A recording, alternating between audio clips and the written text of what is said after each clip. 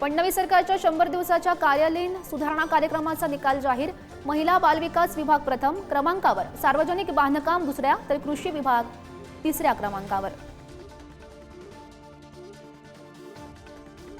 मुख्यमंत्र्यांच्या 100 दिवसांच्या कार्यक्रमात 48 विभागातील 3 विभाग नापास। सामान्य प्रशासन, अन्न आणि नागरी पुरवठा, नगरविकास विभागाची ढिसाळ कामगिरी। 3ही विभागांना 35% कमी गुण। महाराष्ट्र दिनी पंतप्रधान मोदी मुंबईच्या दौऱ्यावर। पंतप्रधान मोदी कार्यक्रमस्थळी दाखल। वर्ल्ड ऑडिओ व्हिज्युअल एंटरटेनमेंट समिटचं मोदींच्या हस्ते उद्घाटन। पाकड्यांची सीमेवर कुरघोडी सुरूच। कुपवाडा, उरी आणि अखनूरच्या भागात गोळीबार। भारतीय सैन्याकडून गोळीबाराला जोरदार प्रत्युत्तर।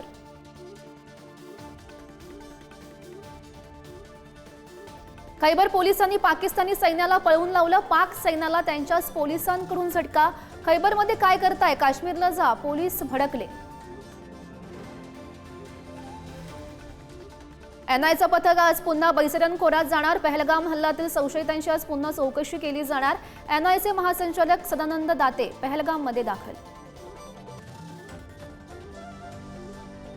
भारताचा पाकिस्तानला आणखी एक दणका। भारतानं पाकिस्तानचे एअरस्पेस केले बंद। 23 मे पर्यंत पाकिस्तानच्या विमानांना भारतातून जाण्यास असेल बंदी।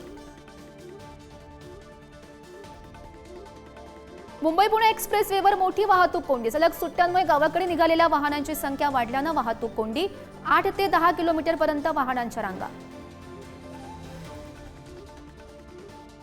आज महाराष्ट्र राज्याचा 66वा स्थापना दिवस। राज्यपालांच्या हस्ते छत्रपती शिवाजी महाराज पार्कवर ध्वजारोहण, तर पुण्यात अजित पवार यांच्या हस्ते ध्वजारोहण। राज्यात अनेक मंत्र्यांच्या हस्ते ध्वजारोहण।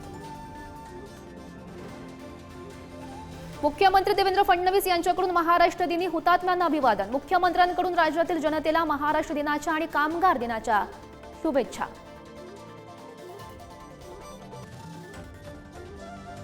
महाराष्ट्र दिनानिमित्त पंढरपूरच्या विठ्ठल रुक्मिणी मंदिराला 2 टन फुलांपासून आकर्षक सजावट। पालखी सोहळ्याच्या थीमवर आधारित सजावट।